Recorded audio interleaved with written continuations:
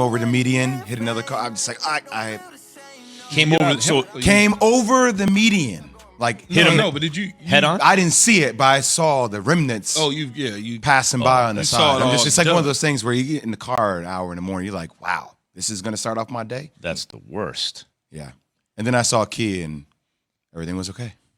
What you mean? You No, saw I'm joking. I'm joking. He's trying to pay you a compliment. He said man. you brightened up his day With the orange shirt. So you cracking jokes about my orange shirt? See, everybody can't wear certain colors. I can wear it all. You can wear it all. Yeah. Every color in the book I could put on and look Is there good. a color that you feel uncomfortable in? As a kid growing up, I felt uncomfortable in pink. But now as a grown-ass man, pink is, Yes. I got it everywhere. But as a kid growing up, I didn't, for whatever reason, and they were selling us that pink was not it.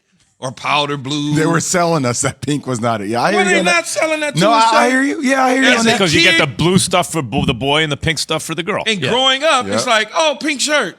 Mommy, I don't want to go to school with that on. Yeah, It's just like that. But now you go specifically to the store to look, and you're like, hey, that's good. Or powder blue or baby Plus, blue. I think nowadays all that changed anyway for a lot of kids. Nowadays Yeah. in general, but just growing up, because he's asked me about the color, yeah, that would be one I would say growing up, because a lot of things when you're young, you're naive, you're stupid, you don't know, you're not educated. And that's just society selling you, hey, you don't wear that, or you don't do this, and that's what you follow. See, Alan Yates jumped in my ear and said, until Cameron came out rocking the pink. And I said to Mac, I said to Alan, I'm like, does Key know who Cameron is? The rapper dude. Okay, man, so stop. The rapper The dude. rapper dude. I was making sure. You could just call him a rapper. You Just don't because have to put dude on the I end. know it's Sean Carter's the guy that made the shoes, y'all laughed. Y'all really fell for that. Y'all was really. I had them over here stupid as all outdoors, Yates. They said Sean, the guy talking about said Sean Carter, and I'm like, oh, is that the guy who made the shoes? And they're looking at me like I got frogs in my face. I really don't know that's Jay-Z. Well, I was trying to listen to Evan was yelling us to listen to the quote of what the guy was saying while you asking questions in the middle of the quote. You know what the thing about Key too is though? Now he's saying, like, I really don't know that's Jay-Z. Tomorrow it could be something just like that where he's like, man, I don't know who these guys' names really are. Some people I don't. Yeah. How is it that you don't know it's Jay-Z though? Or Cameron and all the other people. We knew. Because you We always couldn't messing believe with you didn't people. know. Well, that's good. I go left, you go right. There you go. As much as I'd love to talk about pink shirts for the rest of the day, there are sports topics that I'd love to get into. Pick your brain about, Key, Jay. It's time for Straight Talk, brought to you by Straight Talk Wireless. Jay said after the Packers win over the Lions on Monday Night Football that we would learn more about the Packers after their game at the 49ers. Game I picked them to win, by the way. Well, Aaron Rodgers did lead a comeback in the final 37 seconds, as we all know, and this is what Rodgers said on the Pat McAfee show, good show, yesterday. Well, it's a rough night, I guess, for some of those he doesn't care campers. I love the game, man. I love competing. There's nothing like it. There's nothing like having the ball in your hands with a chance to win the game late in the game. That's what we live for. That's what we dream about. We don't dream about kneel downs at the end of games. We dream about, okay, we got to go down and put the ball in position to either win it with a field goal or win it with a touchdown. That's what you dream about. Yeah, I never dreamt about going down in last seconds. I dreamt about 6 tight diamond, kill the clock, 1 knee, diamond formation, game over. That's what I don't want that rough situation. Easy peasy. So really you didn't, no, hold up. Are you saying that just to mess around or for real? You didn't fantasize about making the catch at the end of the game to win the whole thing? Every single week? No, not every single week. I mean, you in the game, in the moment of the game, you say to yourself, I want this shot. I need this chance at the end of the game, at that moment during the game. But you're not hoping to get to that Oh, moment, no, right? we don't want to get to that. Right. I want the game to be over in the second When quarter. you were a kid, right, didn't you fantasize about playing in the NFL? You're making the catch you didn't do any of that stuff? Yeah, as a kid. Yeah, and then when it happened in the NFL, because realize it happens for almost no one in the NFL. It actually happened for you. In the NFL, when that happened, isn't that like reliving or fulfilling the dream? I guess you could say that. Yeah, I guess you could say that, Max, right? I mean, But it's not something that you think about until after that game is over. Right? Yeah, I'm Where not you going become into the appreciative. game saying to myself, I want a shot in the first quarter at closing it out with a minute to go. No, I'm not. I want the damn game over in the second quarter and be done with it and run the ball the rest of the game and get out of here. Yes, Icing up on the sidelines. Your personality, Key, was a championship kind of outlook, which is like, I'm trying to win, so I don't want it to ever get to that. Jay, basketball is more of a championship. No, it's more of an individual sport, right? Basketball, there are fewer guys on the team. The stars have a bigger impact on the outcome of the game. I'm sure growing up, you're shooting the shot with the championship on the line, right? Oh, yeah.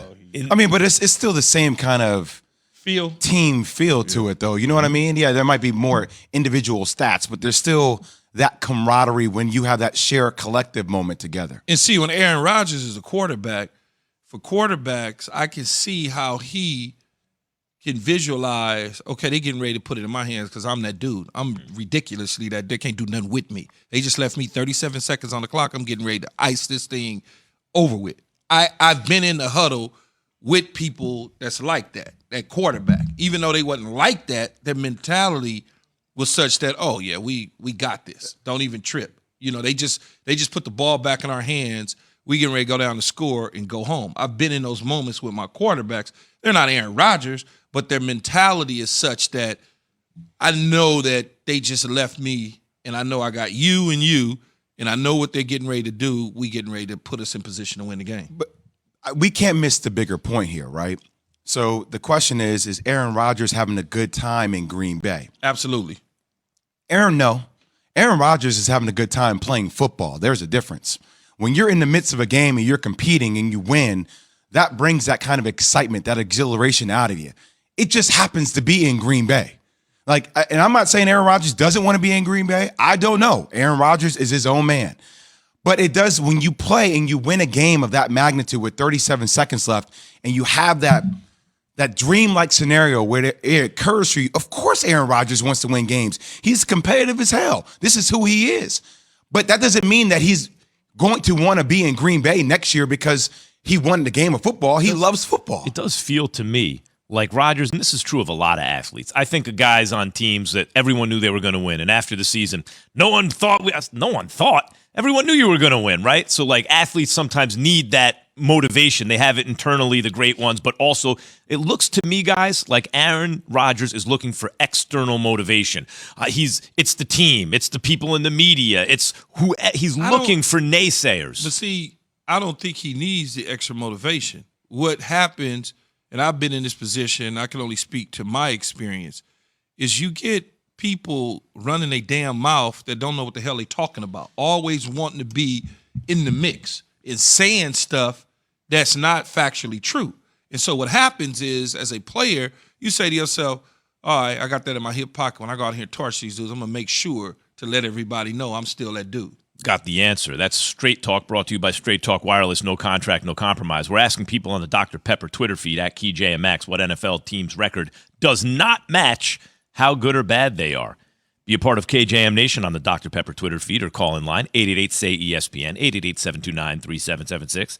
ESPN Nation's presented by Dr. Pepper. College football's back. So are the fans. Return to glory with Fansville by Dr. Pepper, the one fans deserve. There happens to be a football game coming up this weekend. I don't know if you heard about it. Bucks at Patriots in Foxborough. And the Bucks may be getting some reinforcements. A colorful character that we all know in the sports world. That's coming up. Keyshawn J. Will at Max on ESPN Radio, ESPN2. Tom Brady talking about his return to New England. Listen. What will that be like, Tom?